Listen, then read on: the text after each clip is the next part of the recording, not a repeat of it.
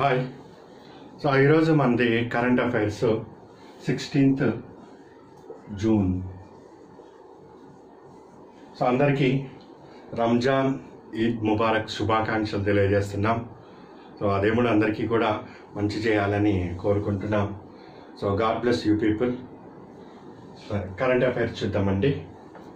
ముస్లిం సోదరులందరికీ కూడా మన యొక్క రంజాన్ శుభాకాంక్షలు అండి. అలాగే అందరు అభ్యర్థులకి కూడా. సో ఈరోజు first one, working capital fund మీద వర్కింగ్ క్యాపిటల్ ఫండ్.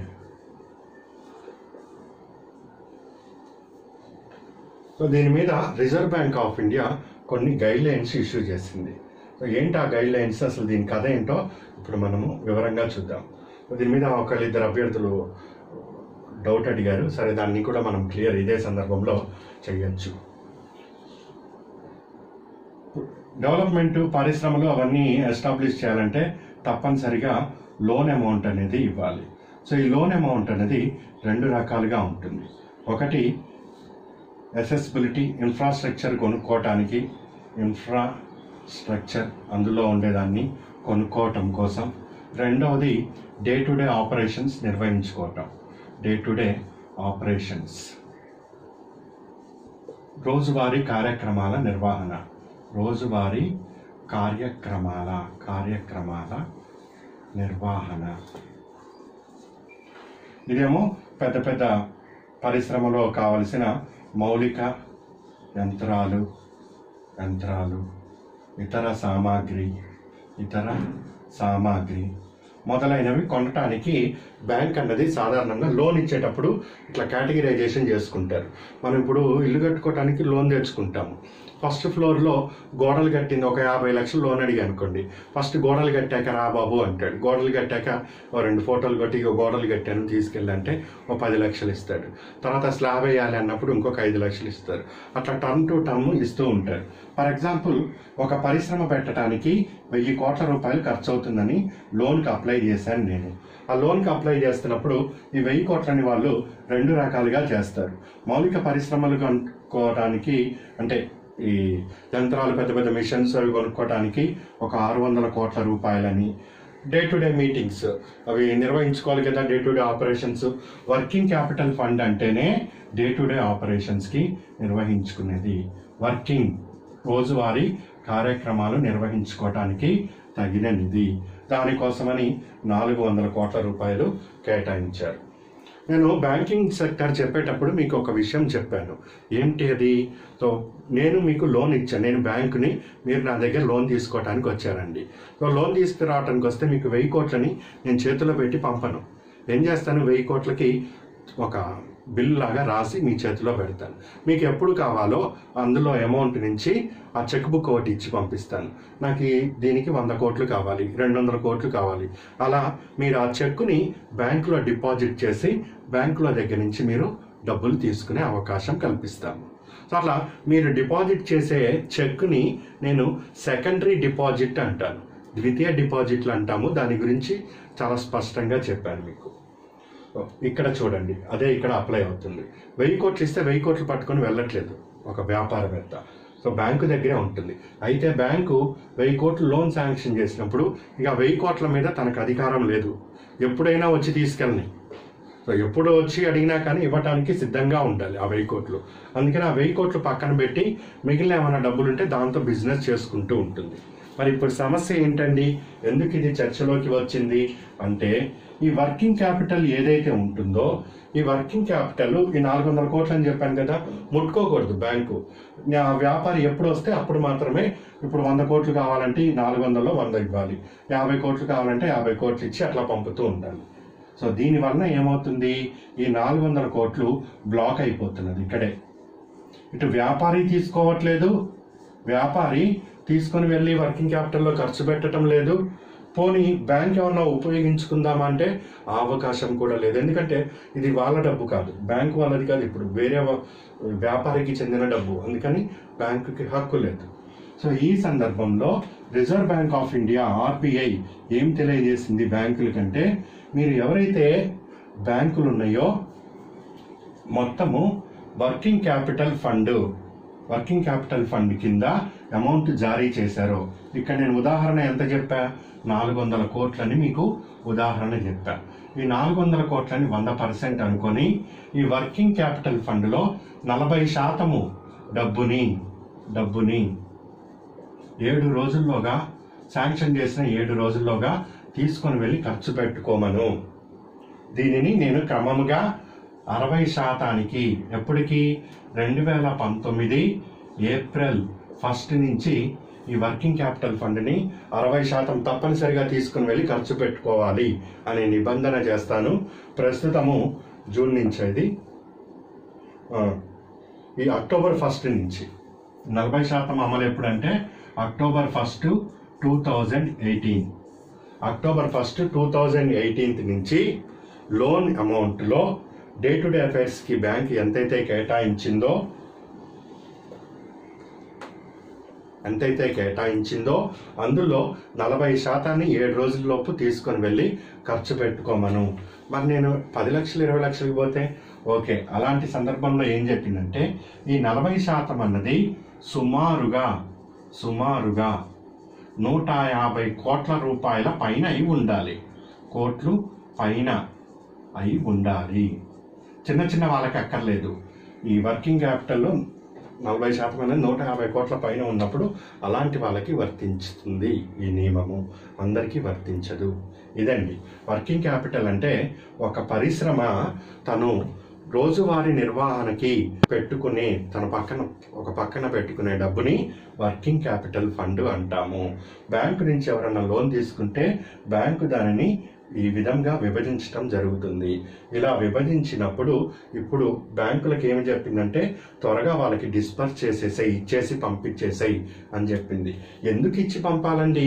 అలా ఇచ్చి పంపితేనే ఈ వ్యాపారి ఈ 400 కోట్లు తీసుకొని వెళ్తే దీని మీద వడ్డీ చెల్లిస్తాడు. ఇన్ టైంలో వడ్డీ చెల్లిస్తాడు. అంతే కదా, డబ్బులు తీసుకొని వెళ్తేనే కదా వడ్డీ చెల్లించేది. సెకండ్ ఏంటి, త్వరగా రిటర్న్ చేయడానికి అవకాశాలు ఉంటాయి, రిటర్న్ త్వరగా వస్తుంది. అలాగే పెట్టుకొని ఒక 10 ఏళ్ల తర్వాత చూద్దామంటే రిటర్న్స్ రావు. అందుకని త్వరగా ఖర్చు పెట్టుకొని త్వరగా ఆ పరిశ్రమని రోజువారీ కార్యక్రమంలో అభివృద్ధి చేసుకోమని రిజర్వ్ బ్యాంక్ ఆఫ్ ఇండియా ఒక సర్క్యులర్ని పాస్ చేసి అన్ని బ్యాంకులకి పంపింది. ఇది ఇప్పటి నుంచి అమల్లోకి వస్తుందంటే అక్టోబర్ 1, 2018 నుంచి అమల్లోకి వస్తుంది. 60% వర్కింగ్ క్యాపిటల్ ఫండ్ని ఎప్పటికి మారుస్తున్నామంటే 2019 ఏప్రిల్ 1 నుంచి. వర్కింగ్ అంటే day to day affairs, capital అంటే మూలధనము. సో ప్రతిరోజు నిర్వహించాల్సిన మూలధనం. సాధారణంగా అయితే వేరే అర్థం వస్తుంది, ఇక్కడ బ్యాంకింగ్ పాయింట్ ఆఫ్ వ్యూలో ఇది అర్థం వస్తుంది. అది ఇక్కడ డిఫరెన్స్. అయితే ఆర్థికవేత్తలు దీని మీద ఏమంటున్నారంటే వాడు డబ్బు వద్దు అని దండం పెట్టి మొర్రో అని అరుస్తుంటే నువ్వు 7 రోజుల్లోపు తీసుకెళ్ళకపోతే వాళ్ళ మీద చర్యలు తీసుకుంటామని ఇట్లా బెదిరిస్తూ ఉంటే ఈ 400 కోట్లకి నువ్వు తీసుకెళ్ళమన్నావుగా తీసుకెళ్తాడు. నువ్వేమనుకుంటున్నావు, వడ్డీ కడతాడనుకుంటున్నావు. వాడు వడ్డీ కట్టకపోతే ఇది ఎన్పిఏగా తయారవుతుంది, ఎన్పిఏని నువ్వే పెంచి పోషిస్తున్నావు అని ఆర్థికవేత్తలందరూ కూడా రిజర్వ్ బ్యాంక్ ఆఫ్ ఇండియాని ఈ విధంగా విమర్శిస్తున్నారు. జస్ట్ 4 days బిఫోర్ ఇది కరెంట్ అఫైర్స్లో వచ్చింది. అయితే మనం టైం సెట్ కాక దీన్ని ఇప్పుడు సెట్ చేసాం. మొత్తం మనము ఏం చెప్పినా కానీ ఒక క్లారిటీగా చెప్పుకోవాలండి, ఏదో హడావిడిగా చెప్పుకోవటం కాదు. సో ఇది పరిస్థితి. ఇక్కడ మనకేమన్నా క్వశ్చన్ వస్తుందా, వర్కింగ్ క్యాపిటల్ ఫండ్ని ఎంత శాతము విధిగా ప్రభుత్వానికి విధిగా వ్యాపారవేత్తకి ఇవ్వాలని బ్యాంకులకి జారీ చేసిందంటే 40%.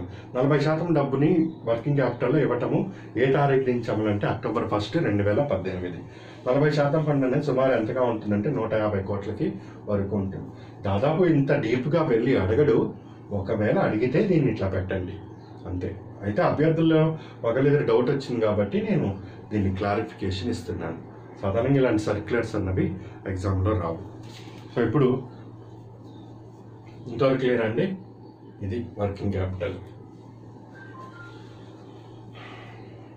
పాయింట్ ఇక్కడ ఉన్నది మనకు. Next important 106th science Congress ఈసారి అంటే జనవరి 3 నుంచి 7 మధ్యలో 2019లో లవ్లీ ప్రొఫెషనల్ యూనివర్సిటీ. టీవీలో యాడ్ చూస్తుంటారు కదా, LPU అని. ఇట్లా ఈ యూనివర్సిటీలో జలంధర్ యూనివర్సిటీ ఎక్కడుంది? జలంధర్, పంజాబ్లో ఉంది. అక్కడ నిర్వహించబడుతుంది 2019లో. దీని యొక్క థీము ఈసారి future India, FUTURE, future India, science and technology. ఇది థీమ్. 166వ సైన్స్ కాంగ్రెస్ ఎక్కడ నిర్వహించబడుతుంది? పంజాబ్లో నిర్వహించబడుతుంది. పంజాబ్లో ఎక్కడ? జలంధర్లో నిర్వహించబడుతుంది. దీన్ని నిర్వహిస్తుంది department of science and technology and Indian science Congress association. Indian science Congress association. Indian science Congress association వాళ్ళు నిర్వహిస్తున్నారు. So Indian science Congress association, ఈ సైన్స్ కాంగ్రెస్ అనేది కాస్త ఇంపార్టెంట్ అండి. అది మనకు చాలా ఎగ్జామ్స్లో వస్తుంది, చాలా రకాలుగా కూడా వస్తుంది. ఇప్పుడు ప్రిపేర్ అయ్యే VROలకు కానీ, లేకపోతే తెలంగాణలో Group 4 కానీ, SI కానిస్టేబుల్, వీళ్ళందరికీ ఈ క్వశ్చన్ తప్పనిసరిగా ఉంటుంది. ఇండియన్ సైన్స్ కాంగ్రెస్ అసోసియేషన్ ఇది 1914లో ఏర్పడింది. దీని హెడ్ క్వార్టరు కలకత్తాలో ఉంది. JL సైమన్సన్ మరియు PH మెక్మోహన్ యొక్క కృషి ఫలితంగా 1914 జనవరి 15 నుంచి 17 మధ్య కాలంలో మొదటి సైన్స్ కాంగ్రెస్ ఆసియాటిక్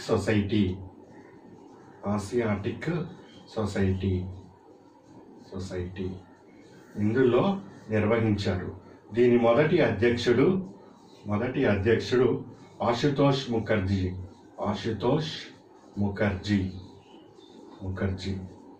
మొదటి సమావేశము కలకత్తాలోనే జరిగింది. 1976లో MS స్వామినాథన్ అధ్యక్షుడిగా ఉండి నిర్వహిస్తున్నప్పటి నుంచి ఇది థీమ్లని ఇస్తున్నది. జాతీయానికి నేషనల్ రిలవెన్స్ ఉండే థీమ్స్ని ఇస్తూ ఉన్నది. అట్లా 104 2017 తిరుపతిలో జరిగింది. 105 యాక్చువల్గా హైదరాబాద్లో జరగాల్సింది, కొన్ని కారణాల వల్ల జరగలేదు. 2018 105 ఇంపాల్లో జరిగింది. 106 2019 ఇప్పుడే చెప్పాము. 106 సైన్స్ కాంగ్రెస్ పంజాబ్ జలంధర్లో జరుగుతున్నది.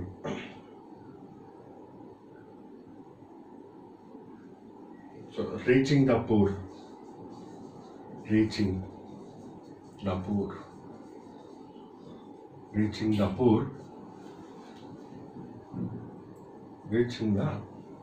reaching the unreached,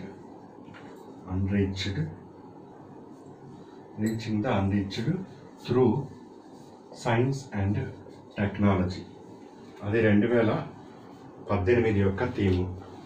so Indian science Congress association తప్పనిసరిగా ఇంపార్టెంట్, ఎగ్జామ్లో తప్పనిసరిగా వస్తుంది. ఇండియన్ సైన్స్ కాంగ్రెస్ అసోసియేషన్ అనేది భారత్లో మొదటిసారిగా మనకు 1914 హెడ్ క్వార్టరు కలకత్తాలో జరిగింది. మొదటి సమావేశం ఎక్కడ జరిగింది? Asiatic society. సో ఈ ఆసియాటిక్ సొసైటీ అనేది 1784 సర్ విలియం జోన్స్ ఈయన ద్వారా ఏర్పాటు జరిగింది.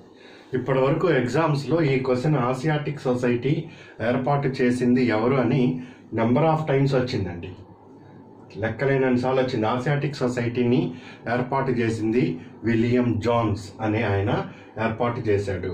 సో ఆయన ఏర్పాటు చేసిన ఆ పెద్ద బిల్డింగ్లో మొదటి Indian science Congress association ISCA నిర్వహించటం జరిగింది.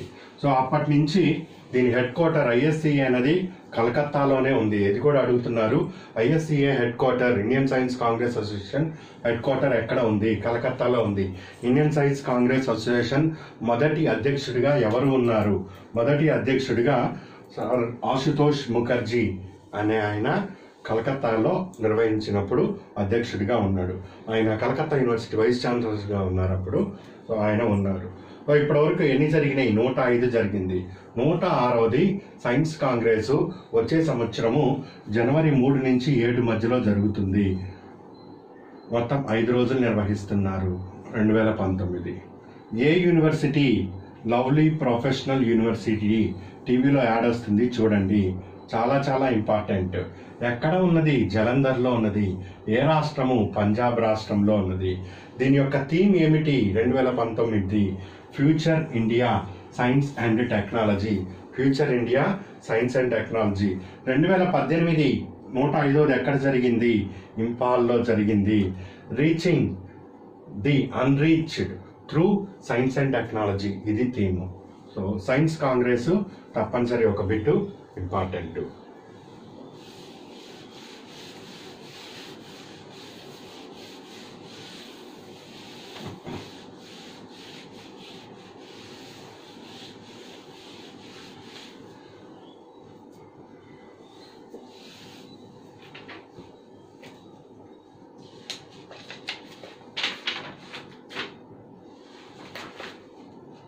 దీని తర్వాత అండి,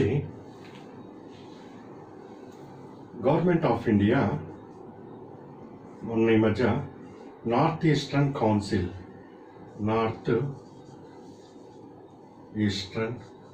చాలా ఇంపార్టెంట్. ఇది north eastern council ex officio chairman CHAIR చైర్మన్గా హోమ్ మినిస్టర్ని వైస్ చైర్మన్గా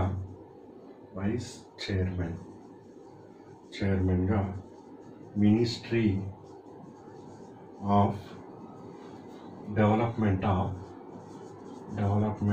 ఆఫ్ నార్త్ ఈస్ట్ రీజియన్ని ఏర్పాటు చేయటం జరిగింది. చాలా చాలా important north eastern council. So మీకు జోనల్ కౌన్సిల్ మీద ఇండియన్ పాలిటీలో తప్పనిసరిగా ఒక క్వశ్చన్ వస్తుందని చెప్పాను. స్టేట్ రీఆర్గనైజేషన్ యాక్ట్ 1956 ద్వారా భారతదేశంలో జోనల్ కౌన్సిల్స్ ఏర్పడ్డాయి. సో జోనల్ కౌన్సిల్ అనేది ప్రత్యేకంగా చట్టంతో ఏర్పడలేదు. రాష్ట్రాల పునర్విభజన చట్టం ద్వారా జోనల్ కౌన్సిల్స్ అనేది ఏర్పడ్డాయి. సో అది కూడా క్వశ్చన్. జోనల్ కౌన్సిల్ ఏర్పడటానికి కారణమైన చట్టం ఏది? రాష్ట్రాల పునర్విభజన చట్టం 1956. సో భారతదేశంలో మొత్తం 5 జోనల్ కౌన్సిల్ ఉన్నాయి. ఈ జోనల్ కౌన్సిల్కి చైర్మన్గా కేంద్ర హోంశాఖ మంత్రి అధ్యక్షత వహిస్తూ ఉంటారు. సో అయితే ఈ జోనల్ కౌన్సిల్లో నార్త్ ఈస్టర్న్ ఈశాన్య రాష్ట్రాలు రావటం లేదు. ఎందుకంటే అవి ప్రత్యేకంగా జోగ్రఫికల్గా డిస్టెన్స్ ఉంటాయి, కల్చర్ పరంగా కానీ పొలిటికల్ ఎకనామిక్ పరంగా దూరంగా ఉంటాయి.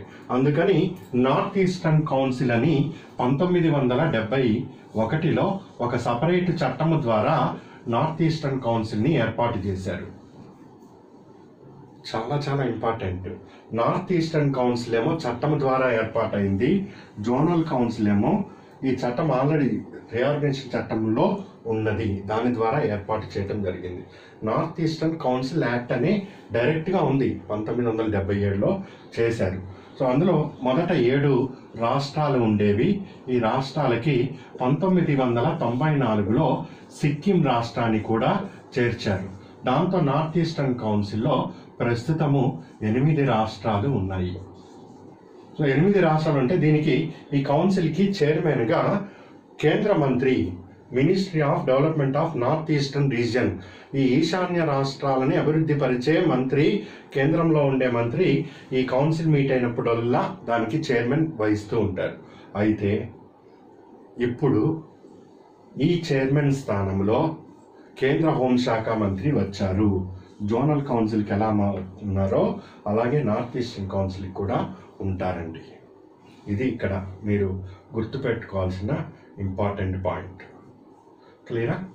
సో ఇది ఒకటి important. North eastern council chairman. ఆ చట్టం ఎప్పుడు వచ్చింది క్వశ్చన్. ఎన్ని రాష్ట్రాలు ఉన్నాయి? అందులో 8 రాష్ట్రాలు ఉన్నాయి. సిక్కింని నార్త్ ఈస్టర్న్ కౌన్సిల్లో ఎప్పుడు జాయిన్ చేశారు? 1994లో వచ్చింది. దీనికి ఎక్స్ అఫీషియల్ చైర్మన్గా ఎవరు ఉంటారు? హోమ్ మినిస్టర్ ఉంటారు. ఇది చట్టబద్ధంగా ఏర్పడింది కాబట్టి దీనికి కావలసిన సవరణని పార్లమెంటులో ప్రవేశపెట్టి ఈ చట్టాన్ని సవరిస్తున్నామని చెప్పి అప్పుడు చేయాలి. అయితే దానికి సంబంధించి పార్లమెంటరీ ప్రొసీజర్ ఏ విధంగా జరగాలో అదంతా జరిగేందుకు క్యాబినెట్ ఆమోదం ఉండాలి. క్యాబినెట్ ఆమోదం లేకుండా ఒక చట్టానికి సంబంధించిన సవరణలని ఒక మంత్రి ప్రవేశపెట్టకూడదు పార్లమెంటులో. సో అందుకోసమని క్యాబినెట్ అప్రూవల్ ఇచ్చింది. ఈసారి చాలా చాలా ఇంపార్టెంట్ ఇది. జోనల్ కౌన్సిల్ మీద ఎవ్రీ ఇయర్ సెంటర్ స్టేట్ రిలేషన్స్లో జోనల్ కౌన్సిల్ మీద ఇస్తూ ఉంటాడు. ఈ స్థానికంగా జరిగే ఎగ్జామ్స్కి వాళ్ళు నార్త్ ఈస్టర్న్ని పట్టుకోరు. కానీ ఈసారి చాలా రిమార్కబుల్ చేంజ్ వచ్చింది కాబట్టి వచ్చే అవకాశాలు ఎక్కువ ఉంటాయి. జాగ్రత్తగా అబ్జర్వ్ చేయండి.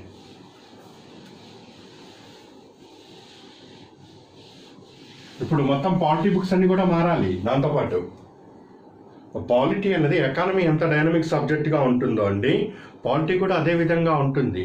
చాలామంది అనుకుంటారు గదే పాలిటీ కదా అని. పాలిటీలో చాలా చాలా కనబడని మార్పులు కనిపిస్తాయి. సుప్రీంకోర్టు జడ్జిమెంట్ వచ్చిందంటే ఖచ్చితంగా అంతే అది. పాలిటీలో ఏదో అంశం మారుతున్నట్టే దాని ఇష్యూ. చట్టాలు వస్తున్నాయంటే ఏదో మార్పులు జరుగుతున్నట్టే. అందుకే చెప్తున్నాము, ఇట్లాంటివి జరుగుతుంటే డైరెక్ట్గా మారిపోయింది అది. జాగ్రత్త గుర్తుపెట్టుకోండి. నెక్స్ట్ మన అంశము 4th ఆర్టికల్ 340 ప్రకారము ఓబీసీ యొక్క బ్యాక్వర్డ్ క్లాస్ యొక్క పరిస్థితిని పరిశీలన చేయటం కోసం రాష్ట్రపతి ఒక కమిషన్ని ఏర్పాటు చేయొచ్చు. ఒకవేళ పరిస్థితిని పరిశీలన చేయటం కోసమని రాష్ట్రపతి రిటైర్డ్ జస్టిస్ రోహిణి, చాలా చాలా ఇంపార్టెంట్, రోహిణి కమిషన్ దేని మీద? ఓబీసీలో ఓబీసీఏ, ఓబీసీబి, ఓబీసీసి ఇట్లా ఓబీసీ కేటగిరైజేషన్ చేయటం కోసం రోహిణి కమిటీ నియమించబడింది. ఈ రోహిణి కమిటీ యొక్క రిపోర్ట్ చెల్లించాల్సిన యాక్చువల్ టైం వచ్చేసేసి 20th June 2018. సో ఈ టైంని July 31st 2018కి మార్చింది గవర్నమెంట్, మళ్ళీ సపరేట్ ఆర్డర్ ఇష్యూ చేసి.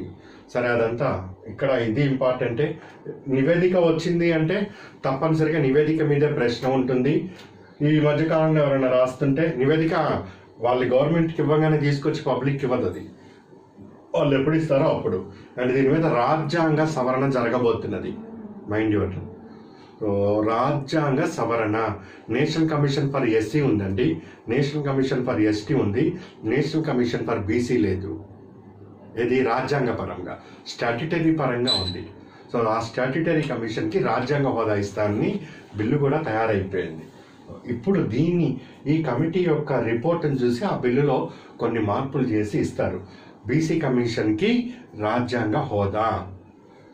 ఇక్కడ ఇంకొక విషయాన్ని అబ్జర్వ్ చేయాలి అభ్యర్థులు. ఓబీసీ అదర్ బ్యాక్వర్డ్, సి అంటే క్లాసు, సి అంటే కాస్ట్ కాదు. చాలా చాలా ఇంపార్టెంట్. సెంట్రల్ గవర్నమెంట్లో ఓబీసీ అంటే తరగతి, other backward class, CLASS. Class వేరు, కాస్ట్ వేరు. కొన్ని కులాల కలయికకు ఒక గ్రూప్ని క్లాస్ అంటాము. ఆ క్లాస్ని వర్గీకరించేటప్పుడు నువ్వు కాస్ట్ తీసుకుంటావా, ఎకనామిక్ క్రైటీరియా తీసుకుంటావా అన్నది గవర్నమెంట్ యొక్క డెసిషన్ మీద ఆధారపడి ఉంటుంది. సో ఇందిరా సహాని కేసుని దృష్టిలో పెట్టుకొని ఎకనామిక్ ఇండికేటర్స్లో క్రీమ్ లేయర్ వాళ్ళందరినీ పక్కన పెట్టమని చెప్పాం. సరే, అదంతా మళ్ళీ వేరే వెళ్ళిపోతాం మనము. ఇది ఇక్కడ అబ్జర్వ్ చేయాల్సింది మీకు, కేంద్ర ప్రభుత్వ జాబితాలో ఓబీసీ అంటే అదర్ బ్యాక్వర్డ్, సి అంటే క్లాస్ అని, కాస్ట్ అని అర్థం కాదు. రాష్ట్రాల్లో బీసీఏ, బీసీబీ, బీసీసీ అని ఉంటుంది. ఇక్కడ బీసీ అంటే కాస్ట్ అని అర్థం. ఇక్కడేమో కులము అని వస్తుంది రాష్ట్రాలకు రిజర్వేషన్ ఇచ్చేటప్పుడు, కేంద్రంలో వచ్చేటప్పుడు తరగతి అని వస్తుంది. కులము అంటే వేరు, తరగతి అంటే వేరు. సందర్భం వచ్చినప్పుడు దాంట్లో లోతుగా డిస్కస్ చేద్దాం. సో ఇప్పుడు మనం ఎగ్జామ్లో గుర్తుపెట్టుకోవాల్సింది, ఆర్టికల్ 340 ప్రకారము బీసీల యొక్క పరిస్థితులు పరిశీలన చేయడానికి రాష్ట్రపతి ఒక కమిటీని నియమించవచ్చు. అట్లా నియమించింది జస్టిస్ రోహిణి కమిటీ. గతంలో కూడా కొన్ని కమిటీలు నియమించబడ్డాయి, ఆ మండల్ కమిటీ, కాకా కేల్కర్ కమిటీ, ఇవన్నీ కూడా. జస్టిస్ రోహిణి కమిటీ యొక్క పదవీ కాలము 20 జూన్ 2018తో అయిపోతుంది. సో పదవీ కాలాన్ని 31 జూలై వరకు ఇచ్చారు. 31 నాటికల్లా ఆవిడ రిపోర్ట్ సబ్మిట్ చేయాలి. దేని మీద? ఓబీసీ అని మాత్రమే ఉంది, కానీ ఇప్పుడు ఏబీసీ లేవు. ఇప్పుడు ఆవిడ ఏ కులాలని ఓబీసీ ఏలో ఉంచాలి, ఏ కులాలని ఓబీసీ బిలో ఉంచాలి, ఓబీసీ సిలో ఉంచాలని రోహిణి గారు చెప్తారు. First point. సెకండ్, టీఓఆర్ అంటారు దాన్ని, టర్మ్స్ ఆఫ్ రెఫరెన్స్ అని. సెకండ్ వన్, అలా కేటగిరైజేషన్ చేస్తున్నప్పుడు ఏమేమి వాళ్ళు ఇండెక్స్ తీసుకున్నారన్నది సెకండ్ పాయింట్. థర్డ్ పాయింట్, ఇప్పుడు వీళ్ళకి 26% రిజర్వేషన్ ఉంది ఓబీసీకి. అందులో ఓబీసీ ఏకి ఎంత, బికి ఎంత, సికి ఎంత, డిఈ ఉంటే వాటికి ఎంత, అవి కూడా రోహిణి గారు ఇప్పుడు చెప్పబోతారు. ఇక ఆవిడ ఏం చెప్తారో దానికి అనుగుణంగా గవర్నమెంట్ ఏం చేస్తుందో అన్నీ కూడా కాలం నిర్ణయిస్తుంది. మన క్లాస్లో దానికి రిలేటెడ్ వచ్చినప్పుడల్లా మనం ఫీడ్బ్యాక్ ఇస్తాము. మర్చిపోయి కూడా ఎగ్జామ్కి వెళ్ళకండి. అండ్ దీంట్లో బెనిఫిట్ లబ్ధిదారులు కూడా ఉంటారు మీలో. చాలా important article 340.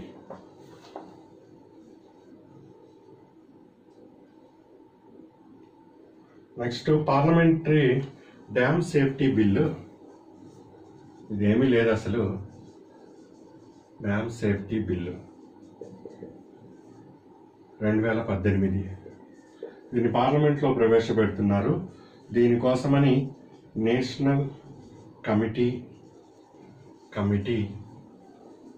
On dam safety అనేది ఒకటి కేంద్రంలో ఏర్పడాలి యాజ్ ఏ రెగ్యులేటరీ బాడీ.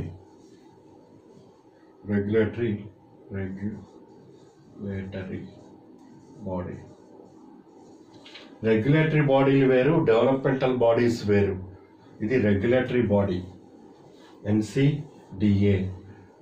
ఇదే రకంగా స్టేట్లో కూడా ఒకటి state committee on dam safety, అదొకటి అపాయింట్ చేసుకోవాలి రెగ్యులేటరీ బాడీగా.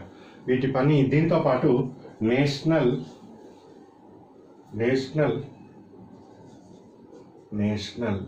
డ్యామ్ సేఫ్టీ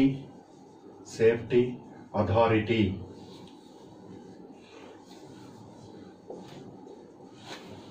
ఒక 1 monthలో ఏర్పాటు చేయబోతున్నారు. నేషనల్ డ్యామ్ సేఫ్టీ అథారిటీ వీళ్ళు చేసిన రెగ్యులేషన్ని ఇది ఎగ్జిక్యూట్ చేస్తుంది కేంద్ర స్థానంలో. సో అదేవిధంగా రాష్ట్రాల్లో కూడా ఏర్పాటు చేసుకోవాలి. సో NDSA యొక్క అధికారాలు ఏముంటాయి, ఎంతమంది దాంట్లో సభ్యులు ఉంటారు, చైర్మన్ ఎవరు, సభ్యులు ఎవరు, పదవీ కాలం ఏంటి, ఒక క్వశ్చన్ ఎగ్జామ్ టైం కల్లా. Clear? Next, national committee on dam సేఫ్టీలో చర్చించదగిన రెగ్యులేటరీ బాడీలో ఉండే అంశాలు ఏంటి? ఇప్పటివరకు డ్రాఫ్ట్ బిల్లులో వాళ్ళు ఇచ్చిన దాని ప్రకారము మొత్తము భారతదేశంలో ఉండే పెద్ద మరియు మధ్య తరహా డ్యాములన్నింటినీ కూడా పూర్తి పరీక్ష చేయిస్తూ ఉండాలి. మనిషికి అట్లా అయితే పరీక్షలు చేయిస్తారో వైద్య పరీక్షలు, అది కూడా పరీక్షలకు వెళ్ళాలి. ఏమైనా ప్రమాదంలో అంటే వెంటనే పునర్నిర్మాణం చేపట్టాలి.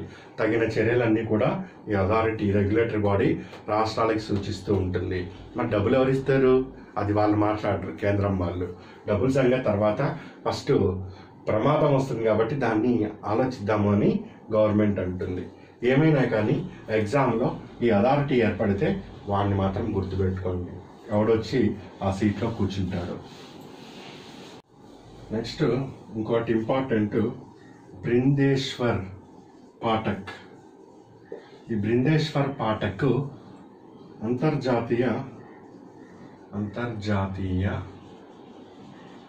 సులభ్ ఫౌండర్. ఈ సులభ్ కాంప్లెక్స్ రోడ్డు మీద కనిపిస్తుంటాయి ఇక హైదరాబాద్ మొత్తం. సో పర్యావరణ పరంగా ఈ మరుగుదొడ్ల నిర్మాణము, అంతర్జాతీయ పరంగా ఏమిటి ఎలా ఉండాలి అని ఒక అవగాహన తీసుకువచ్చి ప్రభుత్వాలు ఈరోజు ఈ స్వచ్ఛ భారత్ లాంటివి ఒక ప్రత్యేకమైన చర్యలుగా తీసుకున్నాయంటే ఇలాంటి సోషల్ యాక్టివిస్టుల యొక్క కృషి అని చెప్పుకోవచ్చు. సో అంతర్జాతీయ ఆసియా ఖండంలో మొత్తం కూడా ఈయన ఎక్కువగా ప్రచారం చేశారు ఇంపార్టెన్స్ ఏంటి దాని మరుగుదొడ్ల నిర్మాణంలో అని. ఇట్లా చేశాడు, బాగా కష్టపడ్డాడు కాబట్టి ఇతనికి జపాన్ ప్రభుత్వము నిక్కీ నిక్కీ ఏషియా ప్రైజ్ అనేది ఇస్తుంది. So Nikkei Asia prize NAP Nikkei Asia prize అన్నది 1996లో ఏర్పాటు చేశారు. 3 రంగాల్లో ఇస్తారు. ఒకటి ఎకనామిక్ అండ్ బిజినెస్ ఇన్నోవేషన్లో, రెండవది సైన్స్ అండ్ టెక్నాలజీ ఎన్విరాన్మెంట్లో కృషి ఫలితంగా ఇస్తారు. మూడవది సంస్కృతి పరిరక్షణలో భాగంగా ఇస్తారు. ఈ ప్రైజ్ కేవలము ఆసియా దేశస్తులకే ఇస్తారు. ఆసియా ఖండంలో ఉండే వాళ్ళకి మాత్రమే నిక్కీ ఏషియా ప్రైజు జపాన్ 1996 నుంచి ఎవ్రీ ఇయర్ ఇస్తూ ఉన్నది. ఇట్లా ఈసారి 2018కి బృందేశ్వర్ పాఠక్కి జపాన్ ప్రభుత్వము నిక్కీ ఏషియా ప్రైజ్ ఇచ్చింది. గతంలో ఈ నిక్కీ ఏషియా ప్రైజ్ పొందిన భారతీయులు Manmohan X prime minister Manmohan Singh ఒక ఆయన, ఇన్ఫోసిస్ చైర్మన్ నారాయణమూర్తి, వీళ్ళిద్దరికి గతంలో అంతర్జాతీయంగా ఆసియా ఖండంలో చేసిన సేవకు గాను నిక్కీ ఏషియా ప్రైజ్ వచ్చింది. అంతర్జాతీయ సులభ కాంప్లెక్స్ ఫౌండర్గా బృందేశ్వర్ పాఠక్ ఎగ్జామ్లో ఒక క్వశ్చను. నెక్స్ట్ నిక్కీ ఏషియా ప్రైజ్ని ఇస్తున్న దేశం ఏది? జపాన్, రెండవ క్వశ్చను. నిక్కీ ఏషియా ప్రైజ్ అనేది ఈ క్రింది ఏ రంగంలో విశేషమైన కృషి సాధించినందుకు ఇస్తారు అంటే ఈ 3 రంగాల్లో విశేషమైన కృషి సాధించినందుకు ఇస్తారు.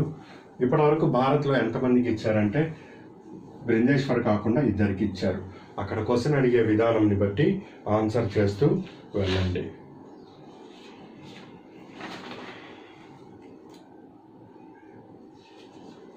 ఈ Pradhan Mantri Modi integrated command and control centre Naya Raipur,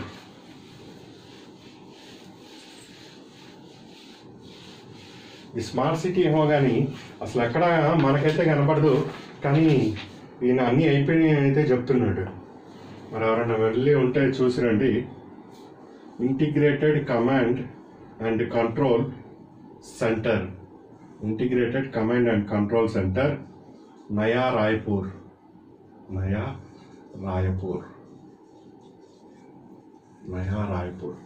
Raipur Chhattisgarh రాజధాని రాయ్పూరు. నయా రాయ్పూర్ అంటే అసలు మొత్తము డిజిటలైజేషన్ అయిపోయింది. అక్కడ వాటర్ కావాలా బటన్ నొక్కు వాటర్ వస్తుంది, ఎండ కావాలా బటన్ నొక్కు ఎండ వస్తుంది, వాన కావాలా బటన్ నొక్కు వాన వస్తుంది, ఇంట్లో భోజనం చేయాలా బటన్ నొక్కు ఇంట్లోకి భోజనం వస్తుంది. మొత్తం దాన్ని స్మార్ట్ సిటీ అంటారంట, నాకు కూడా తెలియదు, దాన్ని స్మార్ట్ సిటీ అంటారు. మొత్తము అసలు టెక్నాలజీ పరంగానే నడిచిపోతారు. ఇంకేమేమి నడుస్తాయో దేవునికి తెలవాలి, కానీ మొత్తం టెక్నాలజీని ఉపయోగించుకో. అది అండి స్మార్ట్ సిటీస్ యొక్క పరిస్థితి.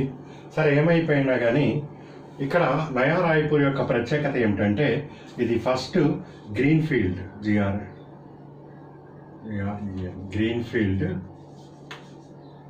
స్మార్ట్ సిటీ అంట. Smart city in India. Greenfield అంటే ఏంటో గతంలో చెప్పాను. ఇప్పుడు ఉండే ఏదో ఒక నిర్మాణాలని కూడా ధ్వంసం చేయకుండా నిర్మించేదాన్ని గ్రీన్ఫీల్డ్ అని పిలుస్తాము. అట్లా నిర్మించిన మొదటి స్మార్ట్ సిటీ ఇండియాలో ఏది అంటే నయా రాయ్పూర్. నయా అంటే కొత్త, పాతదంటే పాత రాయ్పూర్, కొత్త రాయ్పూర్. కొత్తగా ఒక రాయ్పూరు నగర నిర్మాత నరేంద్ర మోడీ గారని మీరు గుర్తుపెట్టుకోండి. First green field smart city in India question వస్తుంది, నయా రాయ్పూర్ అని. ఇంటిగ్రేటెడ్ ఈ మొత్తం command and control centre, integrated command and control centre. So దీని కింద మొత్తం 10 నగరాలను వీళ్ళు ఎంపిక చేసుకున్నారు. అందులో ఫస్ట్ ఇది కంప్లీట్ అయిపోయింది. ఇంకా 9 నగరాలు వీళ్ళు పూర్తి చేయాలి. ఈ 9లో ఆంధ్రప్రదేశ్కి సంబంధించి విశాఖపట్నం ఒకటి ఉన్నది, కాకినాడ ఒకటి ఉన్నది. కాకినాడ ఇంటిగ్రేటెడ్. మొత్తం స్మార్ట్ సిటీస్ ఈ స్మార్ట్ సిటీ ప్రోగ్రామ్ 2015లో ప్రారంభమైంది. దీనిని అమలు చేస్తున్నది అర్బన్ మంత్రిత్వ శాఖ కింద అమలవుతుంది. మొత్తం 99 స్మార్ట్ సిటీస్. ఫస్ట్ 100 ఉండేది, దాన్ని ఇప్పుడు 99గా మార్పు చేయటం జరిగింది. ఈ 99లో ఆంధ్ర ప్రాంతానికి సంబంధించి విశాఖపట్నం, కాకినాడ అండ్ తిరుపతి ఈ 3, తెలంగాణ రాష్ట్రానికి సంబంధించి వరంగల్ అండ్ కరీంనగర్ ఈ 2 స్మార్ట్ సిటీస్ తెలంగాణకి, ఈ 3 స్మార్ట్ సిటీస్ ఆంధ్రప్రదేశ్కి. ఈ 3 స్మార్ట్ సిటీస్లో integrated command and control centre కింద సెలెక్ట్ కాబడిన smart cities Visakhapatnam and Kakinada. ఇంటిగ్రేటెడ్ కమాండ్ అండ్ కంట్రోల్ సెంటర్ కింద ఏ క్రింది స్మార్ట్ సిటీ ఆంధ్ర ప్రాంతంలో ఎన్నుకోబడటం జరగలేదు అన్నప్పుడు తిరుపతి అని మీ ఆన్సర్ కావాలి. సో ఈ కింది ఏ స్మార్ట్ సిటీ తెలంగాణ నుంచి ఇంటిగ్రేటెడ్ కమాండ్ కంట్రోల్ అంటే ఏదీ లేదు. వరంగల్, కరీంనగర్ మామూలు స్మార్ట్ సిటీ. మామూలు ఏంటి, ఇంటిగ్రేటెడ్ ఏంటంటే మళ్ళీ అది నరేంద్ర మోడీని అడగాల్సిందే, ఇంకెవరికి తెలియదు కూడా అది. సో ఇదండి ఇంటిగ్రేటెడ్ కమాండ్ అండ్ కంట్రోల్కి సంబంధించి. దాంతోపాటు రీసెంట్గా గవర్నమెంట్ ఆఫ్ ఇండియా ఈ రైల్వేస్లో ఎస్కలేటర్స్ అంటే తెలుసు కదా, ఎస్కలేటర్స్ ఇలా నుంచుంటే ఇలా పైకి వెళ్తూ ఉంటుంది. గతంలో దీనికి సంబంధించి ₹1,00,000 ఒక సంవత్సర ఆదాయము 8 నుంచి 60 కోట్ల రూపాయల ఆదాయం వస్తున్న దానికి, మరియు ఒక రోజుకి 1,00,000 మంది ఆ రైల్వే స్టేషన్లో సంచారం ఉంది, ఎక్కి దిగటము అట్లా రైలు వచ్చి రాకపోకల వల్ల 1,00,000 మంది ఉంటే ఎస్కలేటర్స్ ఇద్దామని చెప్పారు. కానీ ఇది బాగా భారం అయిపోతూ ఉన్నది. ఫస్ట్ 25,000 ఉండేదండి, ఒక రోజుకి 25,000 ఉంటే అక్కడ ఎస్కలేటర్ పెడదామని చెప్పారు. ఇప్పుడు 25,000 అంటే అది నార్మల్ అయిపోయింది కాబట్టి 25,000ని 1,00,000 మంది ప్రయాణికులు రోజు రాకపోకలు జరుగుతున్న రైల్వే స్టేషన్లో ఎస్కలేటర్స్ నిర్మాణానికి కేంద్రము ఆమోదించింది. సో ఇవి మీకు కరెంట్ అఫైర్స్ ముఖ్యమైనవండి. ఇంకేమంటే టైం టు టైం నేను కవర్ చేస్తూ ఉంటాను. సో ఆయుష్మాన్ భారత్ ఒకటి డీటెయిల్గా డిస్కస్ చేయాలి మనం. స్కీమ్ అది చాలా ఇంపార్టెంట్, తప్పనిసరిగా ఈసారి అడుగుతారు వాళ్ళు. అది స్కీమ్ ఏంటి, దాని లోపల ఉండే అంశాలు ఇవన్నీ కూడా డీటెయిల్గా గవర్నమెంట్ స్కీమ్స్ అన్నీ చూద్దాం నిదానంగా. ఓకేనండి, చదువుతూ ఉండండి. Good luck.